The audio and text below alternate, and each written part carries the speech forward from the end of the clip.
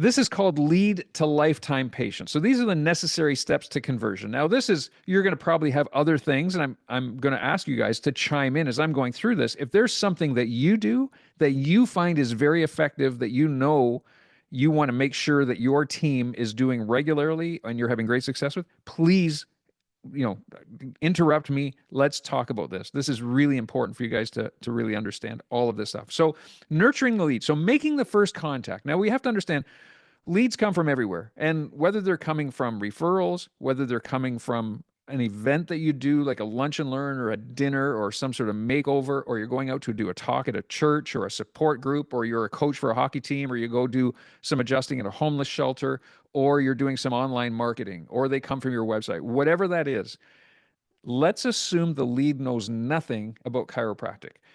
The first thing that we have to do is we have to create a relationship with that lead. The lead is looking for something. They have a problem and they're looking for help with their problem, right? Let's assume that that's what is happening in the beginning. And usually that problem is some sort of symptom. Usually it's some sort of pain. But we have to build a relationship first. So it's really important that we have a strategy involved with our team. And I'm going to say for you guys that obviously have staff, having regular meetings with your staff and regular trainings with your staff, I can't emphasize enough how important that is. And I'm going to tell you because I do have the privilege and the honor of talking to a lot of different offices. And one of the reasons why our profession is not the leading healthcare profession in the world is because there are so many dysfunctional businesses, so many dysfunctional practices in chiropractic who have no clue on how to run a business. So let me tell you guys, creating that relationship, having a person who is quote unquote your sales manager, if you will, your front desk person is the first contact. That is the person who needs to build that relationship with that lead. And that is so vital. And in that process is revealing the real why of why they want to come in, why they have responded, why they want to come into your office. So it's not, and let's really get down to it. When you boil it down, it's not the pain. It is not the pain. People can put up with pain. People can take medication to cover up the pain. That is the easiest, cheapest way to do it. They want something. Their life is lacking something, and that is why they're reaching out to you. And it's unraveling that or revealing that. That is where you start to create that relationship. So training on that point with your team and getting them really good at asking the right questions. Why does this person have back pain or sciatica, and what is it causing? First of all, what is the root cause of that problem? Why has it been there? What have they done in the past? What hasn't worked? Why is it still there? And how is it affecting their life? What can't they do? What would their life look like if this pain was gone? If they didn't have to deal with this pain on a regular basis? These are things that really help build that relationship. And then obviously the call to action. So getting that appointment. And again, part of that process, and you guys and I hear this all the time, is that especially with online marketing, you get tons of leads, but you can't get them into the office. So these people have expressed interest. They've said, "Hey, I've got a problem. It looks like you have the solution for my problem," but your team is not qualified enough to actually build that relationship and actually get that person to commit and get them into the office. So this takes training. So there's lots of things that we can do to get that person, whether it's basically confronting them and saying, we're going to reserve this appointment with the doctor. And is there any chance that you're going to miss this appointment? Would you go ahead and prepay for this appointment just so we can reserve that time with you? Whatever it takes to get that person to commit that I will be there, right? So that these are all strategies that you guys should be training on with your team all the time. We can't have no shows screw up your schedule so much, not to mention psychologically for your team and for you, they are totally demeaning. When you have a new patient on the book and that patient doesn't show up and it's a no call, no show, that is so frustrating. And hey, we're a family office. We see families. If your goal is to see families, every new patient equates to 4 new patients. It's a spouse, it's on average 2 kids. So plant the seed for the family. And it's always, whenever that patient books an appointment, hey, most people that come into our office bring their families in to get checked because a lot of these root cause problems are very genetic. Would you like to go ahead and book your family at the same time? Simple. And even if they don't, it's a shock to their thinking, like, oh, I never thought about that. No, this is just for me. No, I'm calling because I have this problem. That's okay. You're planting the seed. We have to plant seeds. And then to send them some sort of a video doctor's report of the doctor talking about what they do, what they stand for, what they stand against. 2 or 3 minute video is very, very helpful to, again, change the paradigm of that lead. And then we get them into the office. So getting them to show, obviously confirming the appointment. Phoning is so important. And again, if you're just relying on automated text messages to confirm the appointment, it's not good enough. At least there has to be some engagement, whether that person answers back or whether you have a team member to pick up the phone and call the person and say, hey, listen, I'm just phoning to confirm your appointment. We have you scheduled for tomorrow at 2 p.m. Are you going to be here? Fine, great. If you're not sending new patient paperwork to that patient beforehand, that I would suggest is a very important step in the conversion process. So getting that person to fill out their paperwork before, and hey, here's the thing. The paperwork that you send them doesn't have to be the exact same paperwork that they would fill out in the office. It doesn't have to be their full, 9-page entry form. It really has to, obviously, just personal information, and it has to ask strategic questions on what is this problem causing their life to be like? What is this problem stopping them to do? Again, they're big why questions. And for them to answer that paperwork, something digital on their phone and submit it. But here's the thing, the follow through, and again, this is part of conversion, if at least it can be acknowledged, whether you have a team member that responds to that person and says, hey, we've got your paperwork. Thank you for filling it out. I noticed that you said you're not able to play golf because of this problem. We're so happy that you're coming in here because Dr. Bob is great at getting to the root cause of problems. He has so many golfers that come in on a regular basis to make sure that they don't regress and are able to play on a regular basis. So something at least to, again, build that gap, give the person hope, and again, restore that relationship, or help to really build that relationship before they come in the office. And then to have a welcome video and send them a welcome video, a link to a video, a YouTube video where they actually kind of get an idea of what happens on the first day, and it answers questions. You're going to be here. Here's where you should park. You come in, you're going to meet these people at the front desk. We're going to give you a tour of the office. You're going to probably be here for 45 minutes to an hour. The cost of your first visit is going to be X number of dollars, or the regular cost of your visit is going to be X number of dollars. More than likely, the doctor will want to do some examinations, perhaps an x-ray, whatever it is you do in your office.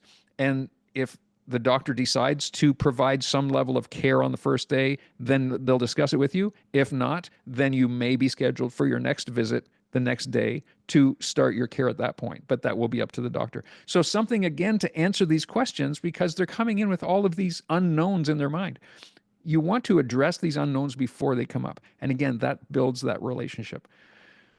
And again, for those of you who are regularly adjusting on the first visit, I'm going to really encourage you that if you want to build your practice, you need to stop doing that.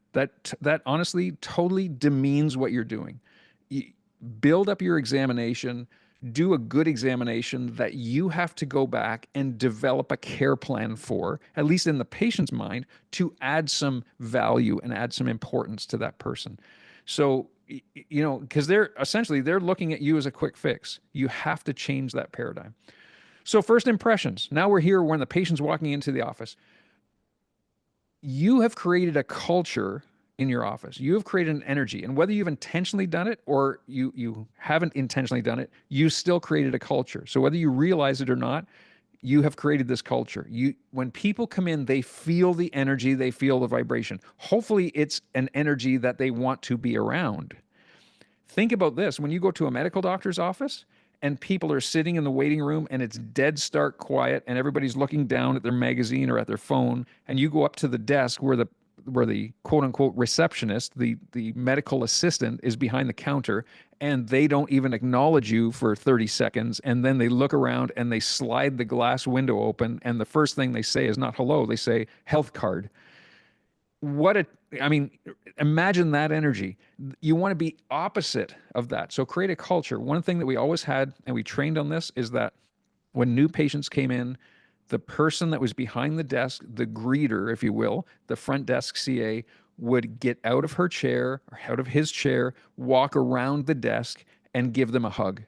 And we wanted them to feel that. We wanted them to feel the love and feel the culture immediately. Your first impression in office, you have a team member walk around the desk, greet you, and give you a hug. It was overwhelming for people. Some people broke down in tears right off the bat. That's what I wanted them to have, that feeling. For those of you who are not doing a new patient tour, it's really important that you do a new patient tour. And again, the new patient tour is not to show them your office. The new patient tour is to plant seeds about what to expect. You're showing them pictures of the very first adjustment. Maybe it's D.D. Palmer adjusting Harvey Lillard because Harvey Lillard had hearing loss, not because he had back pain. He had hearing loss, and D.D. Palmer found a subluxation in his spine, corrected it, removed interference from the nerves, and thus the hearing was restored as a result of that. You're showing them pictures of kids, of babies getting adjusted in your office. You're showing them perhaps your medication disposal aquarium. Like we had this big Rubbermaid container that was see-through that you could see all the empty medication bottles. That was part of the tour. And we wanted people to know that, hey, listen, we've had people come in here on multiple different medications that now don't need them because their health has changed. And that's why, and this was part of the scripting, that's why they stay under chiropractic care long after their initial complaint is gone, has healed. And again, it's all about planting seeds. So you show them maybe your wall of testimonials, and you've got all these people who have said great things about you. Maybe you have testimonials playing on your video of people that are, talking about their great responses being in your office. And then, of course, the handoff to the doctor. And one thing that, again, that we trained on was the CA building that doctor up before the doctor got in the room. So they would literally, we had a script where, hey, Dr. Colin, Dr. Kim is the best doctor in the area. There's a lineup to see them. They've been in practice for this many years. They have gone to seminar after seminar to improve their skills.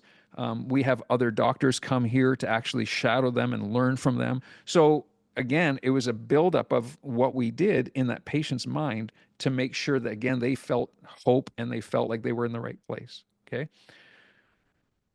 Then we would get into the new patient consult. So now doctor's walking into the room, and again, so I'm going to tell you, in our office, I did not talk about pain at all. In fact, we had a team member do the initial part of that consultation where she would go through and get all the details of their chief initial complaint. So that way I had that form by the time I walked into the room, and I could get right into their big why, what their goal was, what would their life look like if they got through this problem. And then, that would take me 15, 20 seconds, 30 seconds at most. And then I would ask permission to change their paradigm. I would ask permission. I'd say, Mrs. Jones, would you mind if I just took 30 seconds to explain exactly what we do here and what makes us so different and why so many people come here for a lifetime?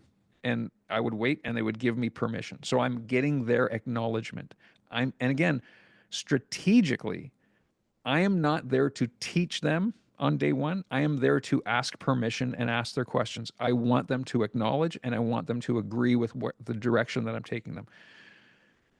If you haven't mastered your script for day one, that's something that you absolutely need to work on. And as you get so good at that script, then you can turn that into questions. And very simply, it would come down to, and this is where the person's paradigm would change, because it was all about principle. Hey, Mrs. Jones, if you cut your finger, what happens to that finger over the next 2, 3, 4, 5 days? And I'm waiting till she says, it heals. Exactly. If you cut a dead body, does that finger ever heal? No. Immediately, I'm talking about principle. So that healing, everything works through your nervous system. My goal is to make sure your nervous system is functioning properly. So I'm going to look for your spine, because if you have misalignments, if you have subluxations in your spine, that totally interferes with your body's ability to heal, because it's creating interference in that nervous system. I go through that scripting so she knows exactly what I'm going to look for. So after I go through that, I ask for permission. So on that note, I would like to go through and do an examination to look for subluxations to see if that is the cause of your sciatica, to see if that is the cause of your migraine headaches. Would you like to go ahead and do that? Yes, I would. And I'm waiting for her to say yes. Great. Okay. So she's acknowledging. And I'm intentionally doing that because I'm going to get to the point finally where I'm going to ask her to go ahead and agree to a care plan. And I want the process to be me asking a question and getting a positive response. So that is intentional in that entire process. So I'm asking permission to do the examination. Now I get to the exam.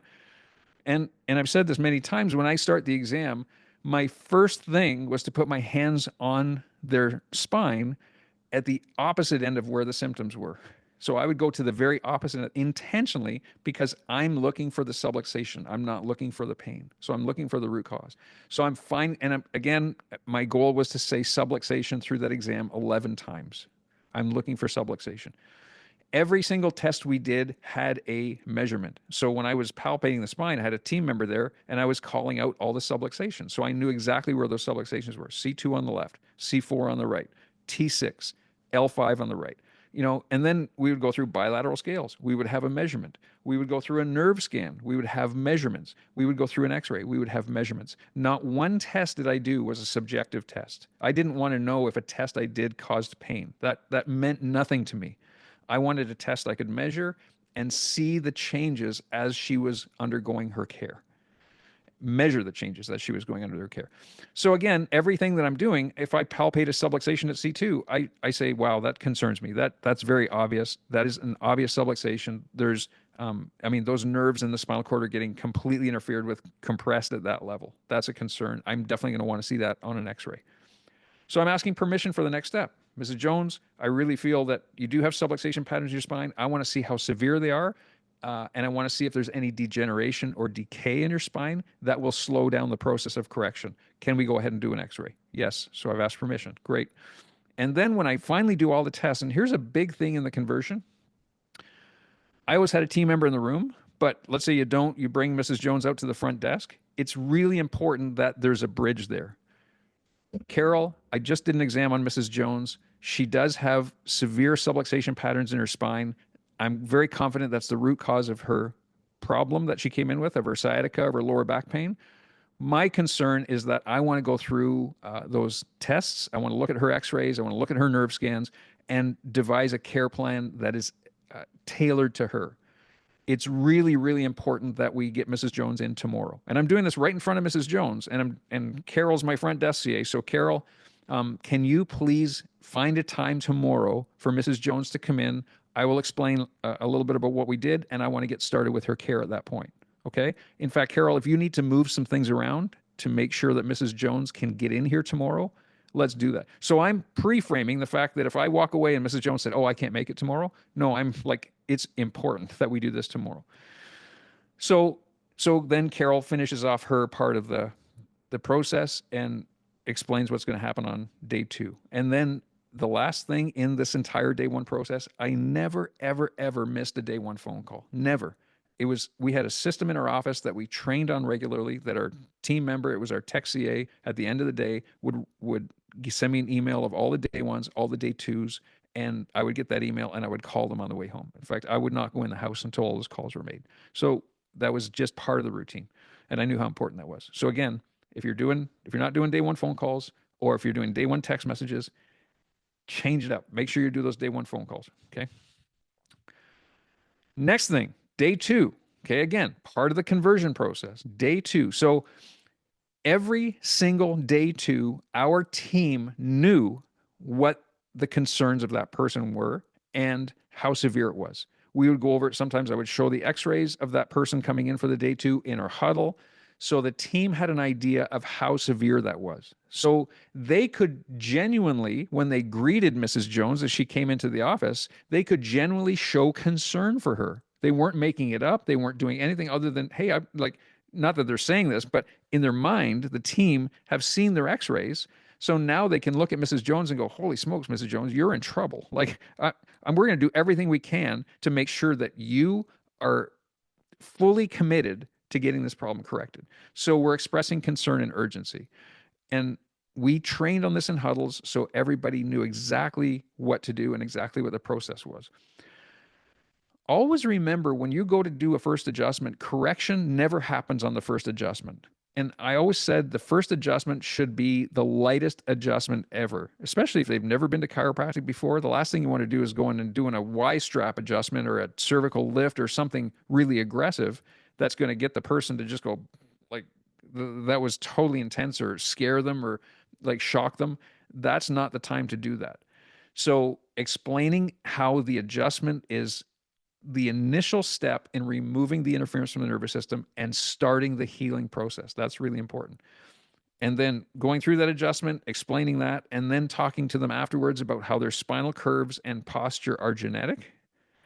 And that's why so many people bring their kids in. So, Mrs. Jones, from what I've seen on your x rays, you have a concern, you have a scoliosis, you have a genetic problem. Let's get your kids in and get them checked. And then, however you do this, whether you do a doctor's report on day 3 or whether you do a day 2 report of findings, it's really again important to have this handoff to the team. Again, the importance of the support person. We talk about getting the spouse in to see those x-rays. So whether you do that pre-adjustment on day 2 or whether you do that after the adjustment, but I'm going to tell you one thing. The day 1, day 2, day 3 live doctor's report, not a video doctor's report, live doctor's report. If you really want to change people's life and you really want to help them to understand the value of lifetime chiropractic care, there is no better way to do that. Getting in front of them, sharing your heart, sharing your experience, and sharing the importance of the principle of chiropractic with them to change their life. People will stay in your office for a lifetime because of you, not because of the way they feel, not because of what you've taught them, but because of you and your passion, your vision, your conviction to what you do as a chiropractor, what you stand for, and even more importantly, what you stand against. They will bind to that and bond to that, and they will follow you as a result of that.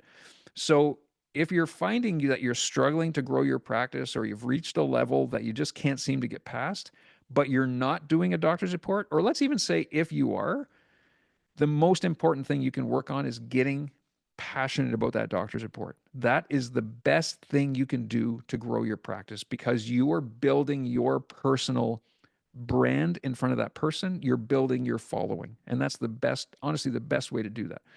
So express the concern, express the urgency, and the handoff to the team about making sure that, hey, Carol, I'm really concerned about Mrs. Jones. She had her first adjustment today. It was a good start, but because of what I saw on her x-rays or because of what I saw on her nerve scan, I suggested to Mrs. Jones that she have a support person here. So she's agreed that her spouse is going to be here. And again, you can say it in many different ways. Mrs. Jones, most people that have a problem like this want to bring somebody in to help them, to support them, to see their x-rays and help them make the right decision on the level of care that they want to receive.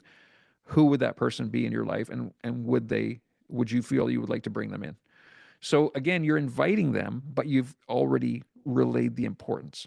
And again, the phone call after day 2. So we would make 2 phone calls, one after day 1, one after day 2. But again, I'm trying to build that relationship. And the thing is, it's not even so much what you say on the phone call. It's just the fact that you call. Just because that person, again, they're scared. They've been to other docs before. They've been to other chiropractors before. They haven't had this level of concern and understanding for what they're going through. And that is so huge as far as helping build that relationship and build that trust. I'm going to say the reason why people don't stay in your office for a lifetime, because they lose the trust. They lose the urgency. They lose the commitment for what they wanted in the beginning. It's not because they didn't get out of pain or they got out of pain. They've just lost the conviction. They've lost the importance of what you've done. So build that relationship. You gain their trust, and then they follow what you say. They follow you. Conversion day. So if conversion day is day 3, you do your doctor's report or you do your report of findings. Here's the general flow of that, no matter what happens, is that you always have to start with normal. So if you're showing scans, if you're showing posture pictures, if you're showing bilateral scales, if you're showing x-rays, you always have to start with normal. This is normal. This is what it should be. And when somebody is normal, their nervous system works functionally well. Their body has an opportunity to heal. And these problems, even though they may flare up once in a while, the body adapts and takes care of them very efficiently. That's the way it works. That's the way life works. If you have no interference, your body can adapt to pretty much anything that you're exposed to, that you're in the way of, any injury, whatever the case is. So always relate it to nervous system. And it always has to go back to that. So you're not you're not necessarily just correcting curves. You are improving nervous system function, improving adaptability, improving healing, and improving their life. You're giving them the opportunity to express their full life. That's what it's all about. So if you're just mechanically talking about correction, take it a step further and always relate it back to nervous system. Have those normal pictures of a spine of x-rays, but have those normal pictures of the MRI. Talk about the nervous system function. Show them pictures of how that spinal cord gets compressed if you're not doing that. So show their exam findings versus the normal. And frankly, like I always said, I always relate it in a number fashion that, hey, if 10 out of 10 was the worst case scenario, based on what I see in these x-rays, you're an 8, you're a 9. Like this is, and then you're asking the questions. And one of the biggest questions, if you decided not to do anything about this, is this going to get better or worse? And you wait for the answer. And that's a commitment question. So the answer is very obvious. You can ask them, what do you see on what do you see on your spine? Well, there's no curve. Well, what's that doing to your nervous system? Yeah, it's compressing my nervous system. If that doesn't get corrected, you're going to get healthier or sicker. Well, I'm going to get sicker. If you decided to do nothing about this, is this problem getting better or worse? It's getting worse. Like that, to me, that is the commitment question right there. So do you think it's a good idea to go ahead and get this corrected? Is your health a priority enough to go ahead and get this corrected? Would you like to just mask the symptoms, or would you like to actually get to the root cause of the problem and get it corrected? And then you're getting commitment. It's really important to ask the hard questions to get that commitment.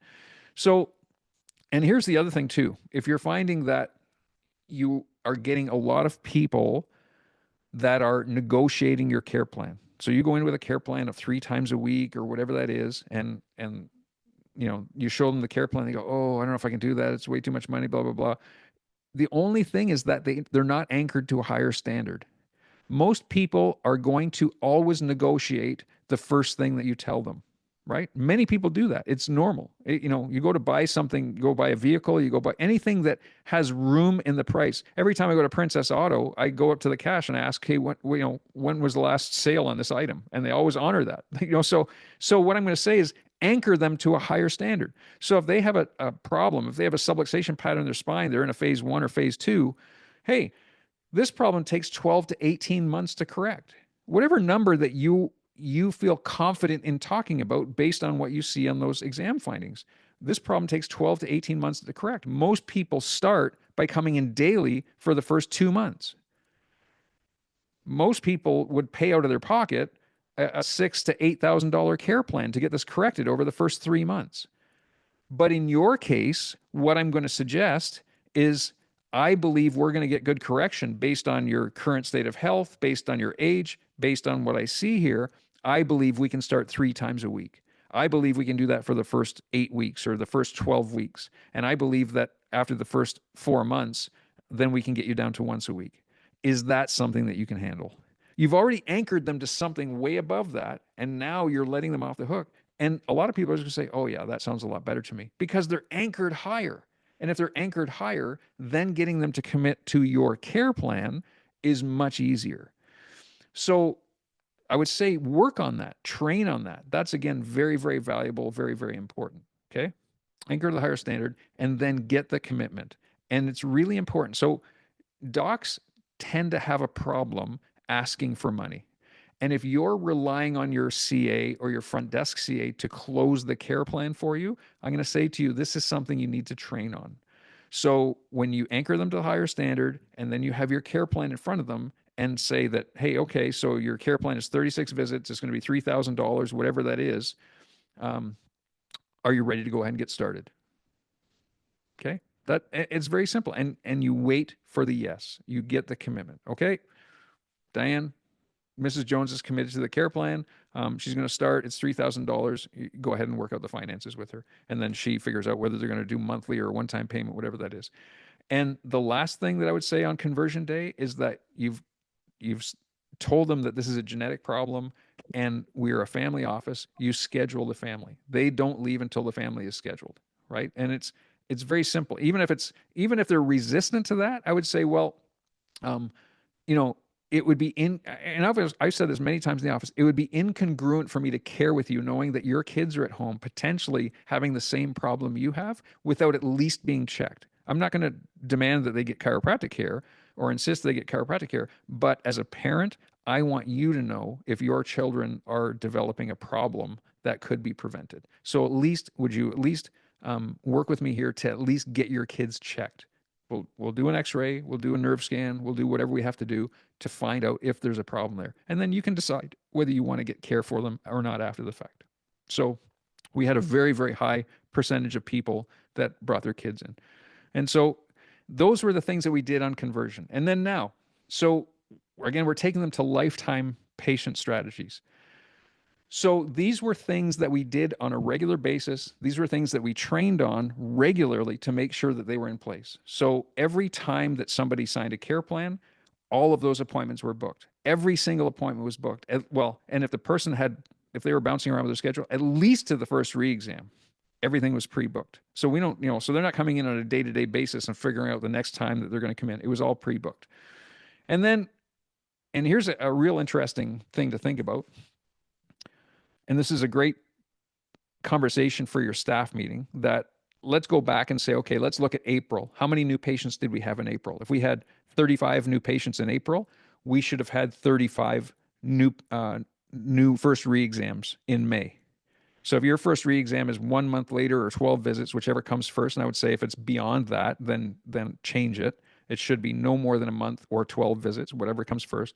So that first re-exam should be in May. There should be 35 re-exams in May. And if there's not, where are they dropping off? That's a great thing to start to examine. And so if you had 29 new patients in May, then there should be 29 re-exams in June. So if you're not getting that, then do a recommitment consultation. Maybe at the 6th visit, you just bring them into the room, their x-rays are up on the room, and you sit them down in front of their x-rays and you say, hey, you've had your first few adjustments, but do you remember why I was so concerned? And this is exactly the question. Do you remember why I was so concerned when I show you these x-rays? And you ask the question. It's a simple question. And then you just be quiet. Yeah, I know my neck was too straight. Okay, but here's the thing. What's that doing to your nervous system? And if you decide, and this is the big question, if you decided to quit care, is this problem going to get better or worse? And I'm constantly reminding them of that because they lose that commitment. And that was one of the reasons why we had such great retention, because people understood the importance and the value of keeping up with their care.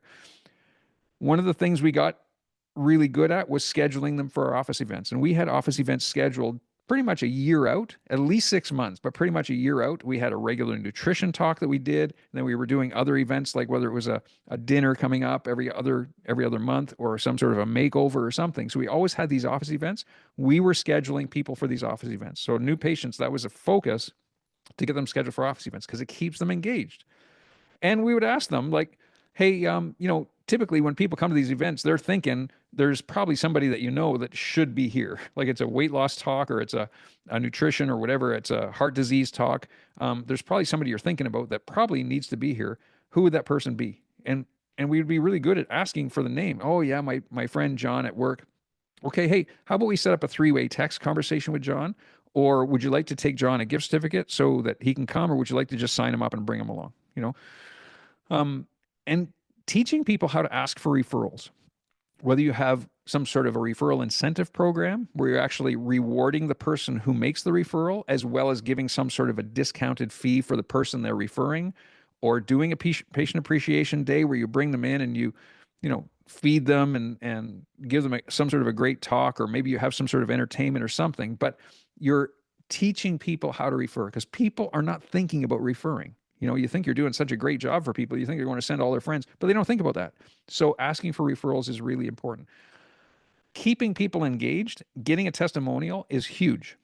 So your great patients in your office, if you can get testimonials from them, so anytime they have a great response, they've had a good adjustment, they feel better, they come in and say, gosh, my headaches are gone, whatever. Hey, can we get that on video? Because there's so many people that would love to hear that. It would give them the hope and the strength of making the commitment to come in. 30-second testimonial video and collect them. And remember, have that camera set up in your office full time, 24/7, so you can get those testimonials all the time. Ask for reviews, a review for your website. Have a review campaign, whatever. Have one of those those cards in your office where they can scan with their phone that'll take them to your review page.